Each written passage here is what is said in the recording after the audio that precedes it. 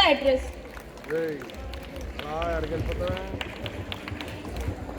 అందరికీ merry Christmas. Happy Christmas. అవి బాబు ఈ లైట్లు ఉంటుంటే చాలా కష్టం అవుతుంది మాట్లాడడానికి అనుకుంటారు, అందుకనే కన్ఫ్యూజ్ అవుతుంది. మా మనవరాలు చాలా బాగా డ్యాన్స్ చేస్తుంది, కన్ఫ్యూజ్ అయింది. ఎనీహౌ,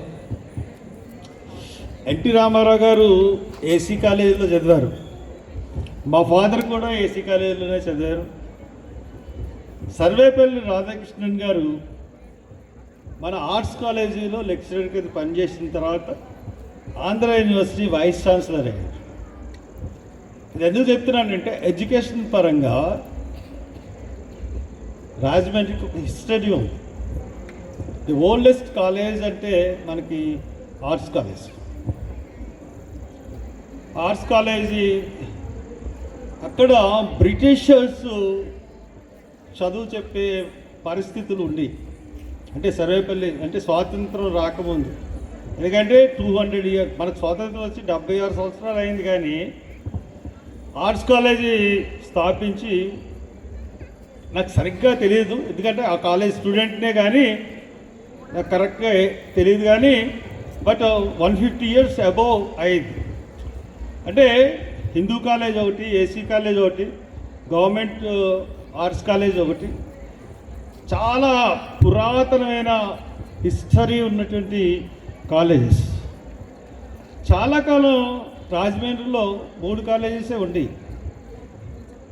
ఆర్ట్స్ కాలేజీ, వీటి college, women's college, SKR women's college. అప్పుడు ఈ 3 కాలేజీల్లో కూడా కంప్యూటర్ సైన్స్ లేదు. కంప్యూటర్ సైన్స్కి నేర్చుకోవడానికి అనపర్తి కాలేజీకి వెళ్ళేవారు రాజమండ్రి ట్రైన్లో. రాజమండ్రి ఏంటి, అనపర్తి వెళ్ళడం ఏంటి. తర్వాత కాకినాడ ఐడియల్ కాలేజీలో ఉండేది, అక్కడ కాకినాడ వెళ్ళేవారు. ఇది గమనించిన తర్వాత ఆ టైంలో నేను ఒక స్టూడెంట్ లీడర్, నేను యూనివర్సిటీ ప్రెసిడెంట్ చేశాను, arts college president, junior college president అన్నీ చేసుకున్న తర్వాత నేను అప్పుడే ప్రైవేటైజేషన్ ఆఫ్ ఎడ్యుకేషన్ వచ్చింది. కాలేజెస్ ఇస్తున్నారు అని చెప్పేసి తెలిసిన తర్వాత, అయితే మనం రాజమండ్రిలో కాలేజీ స్టార్ట్ చేస్తే బాగుంటుందని చెప్పి కాలేజీ స్టార్ట్ చేయడం జరిగింది. అంటే ఇప్పటి నుంచో కొన్న కాలేజ్ 3, ఆర్ట్స్ కాలేజ్, వీటి college and women's college. The 4th one is house college. 91లో స్టార్ట్ చేయడం జరిగింది. మన కాలేజీకి 36 ఇయర్స్ ఆఫ్ హిస్టరీ ఉంది. It's not a small college, కొత్తగా పెట్టిన కాలేజ్ కాదు. మీరు ప్రౌడ్గా చెప్పుకోవచ్చు, కంపేర్ టు ఆర్ట్స్ కాలేజీ, వీటి కాలేజీ తర్వాత ఓల్డెస్ట్ కాలేజీ ఏదంటే మందే. మనం గర్వంగా రాజీవ్ గాంధీ కాలేజ్ అని మనం గర్వంగా చెప్పుకోవచ్చు. అట్లాగే ఫార్మసీ కాలేజ్ 2009లో స్టార్ట్ చేసాం. మరి రాజమండ్రిలో కూడా ఫార్మసీ కాలేజీ ఫస్ట్ కాలేజీ కింద లెక్క మనకి. అట్లాగే first MCA college, first MBA college, అలాగే మనకి బీపీఈడి కాలేజ్ కూడా ఉండేది, bachelor of physical education and diploma in physical education ఉంది. మొన్న ఒక అమ్మాయి కనపడి, ఒక ఆవిడ కనపడింది నాకు. సార్ అంది, ఏమ్మా ఎవరమ్మా అన్నాను. నేను మీ స్టూడెంట్ని సార్, 97లో నేను మీతో చదువుకున్నానండి, మీ కాలేజీలో చదువుకున్నానండి, నన్ను గుర్తుపట్టారా అంది. నువ్వు చాలా కాలం అయిపోయింది కదమ్మా, గుర్తుపట్టలేదు అంది. మా బ్యాచ్లో అందరికి గవర్నమెంట్ ఉద్యోగాలు వచ్చినాయండి అని చెప్పింది. చాలా హ్యాపీ అయిపోయింది.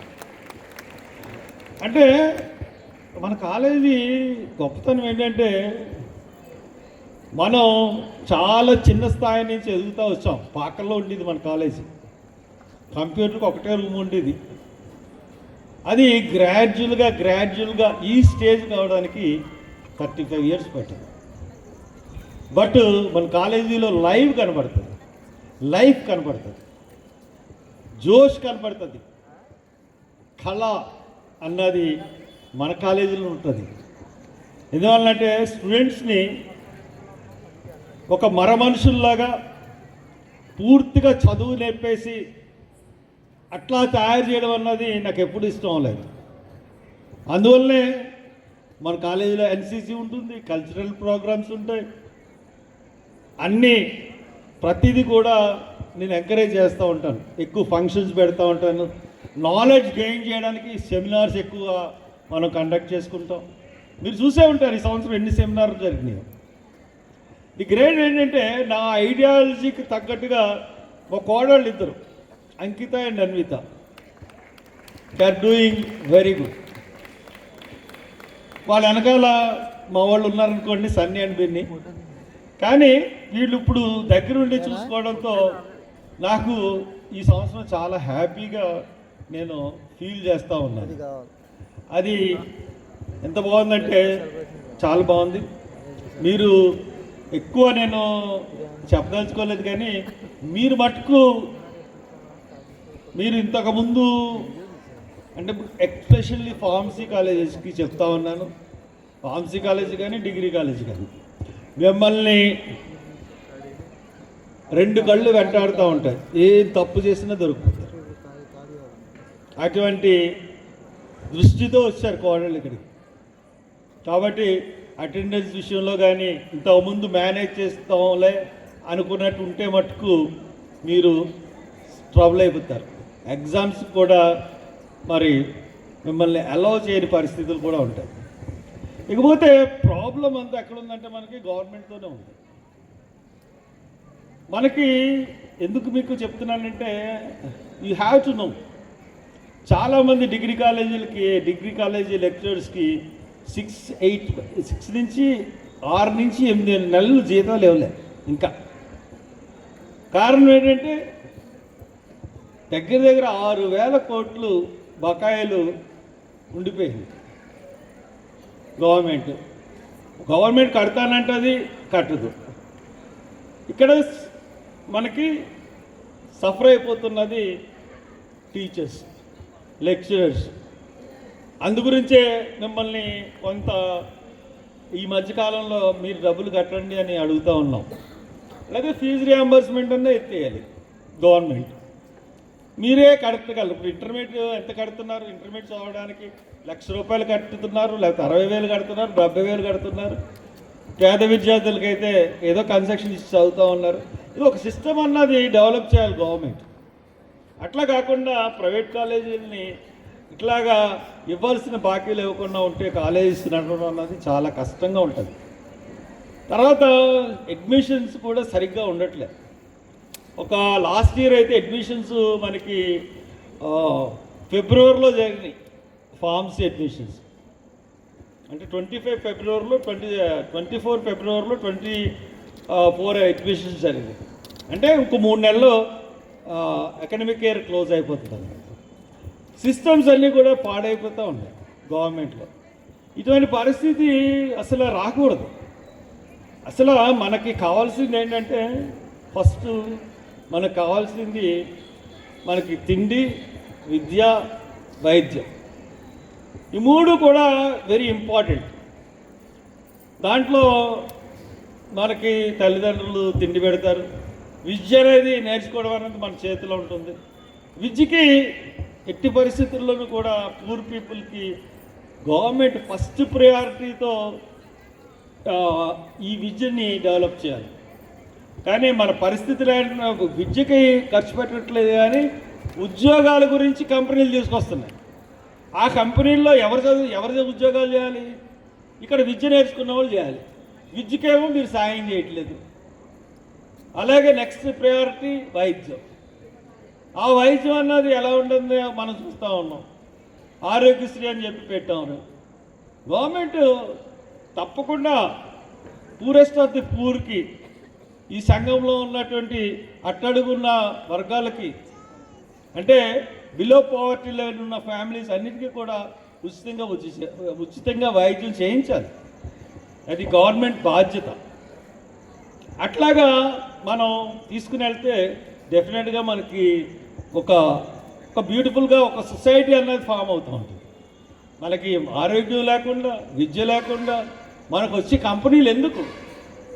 కాగ్నిజెంట్కి లేకపోతే ఇంకొక చాలా డేటా సెంటర్స్, విదేశాల్లో డేటా సెంటర్స్ అన్నీ క్లోజ్ చేసి ఎన్వైర్న్మెంట్ అనేది పాడైపోతున్న పరిస్థితుల్లో మనం ఇక్కడ ఇన్వైట్ చేస్తున్నాం డేటా సెంటర్స్. అటువంటి పరిస్థితి అంటే మీకు ఇంకా దీని మీద ఇంకా తెలియాలి. ఎందుకంటే మీరు నెక్స్ట్ పౌరులు మీరే. మీకు చాలామందికి 18 సంవత్సరాలు వచ్చి ఓటు హక్కు ఉంటుంది.